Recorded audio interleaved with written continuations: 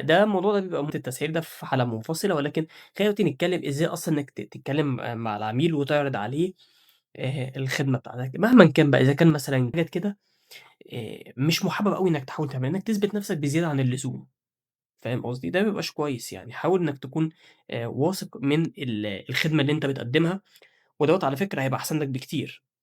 من إنك تقول بقى إنك أحسن واحد وأجمد واحد والحاجات دي، لأ، أنت واثق في المهارات بتاعتك وعارف إنك هتعرف تقدّم 1، 2، 3 ودوّة بيبقى سعره كذا، لإنك عارف إن وقتك بقى بكذا، لإنك لو مثلًا عندك كذا عميل أو كذا بتمشي كده. فمثلًا إيه، دخلت على عميل وحاولت أثبت حاولت أثبت له قدراتي، مثلًا في مرّة من المرّات كنت متحمّس ومتوتّر شوية وشرحت كل اللي أعرفه بسرعة، خلّي بالك من بسرعة دي، خلاص؟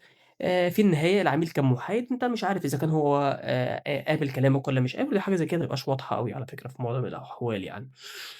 بس بتبان بقى في تكملة الاتفاق يعني إن هو هيتعاقد معاك ويحب إن هو يشتغل معاك والّا لأ.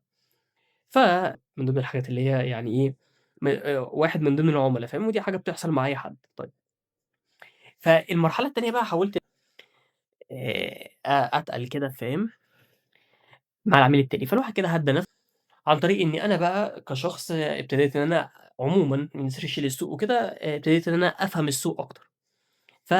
لمّا فهمت السوق حاولت بقى إن أنا المرّة دي إيه، لمّا أتكلم وإن شاء الله هنقدر إن إحنا إن وإن الحاجة اللي أنا هاقدّمها له ديّة هي هتعمل له impact إزاي عنده في السوق بتاعه هو، فدي حاجة كانت مهمة جدًا. فبدأت أفهم المشكلة من جوّه، من إيه، من بطن المشكلة، عارف أنت المعنى في بطن العميل نفسه.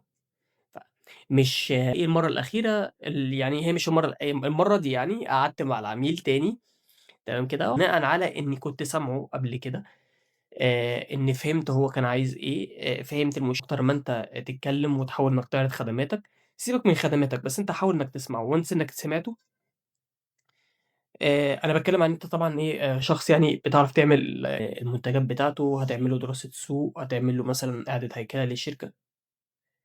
اللي ممكن تكون واجهتك إيه، في الصدد دوّة يعني وأنت بتحاول تتعامل مع عميل وكده، وإن شاء الله ممكن إيه، تتواصل معايا ونبقى إن إحنا نقدر إن إحنا نحلها مع بعض، فمع السلامة.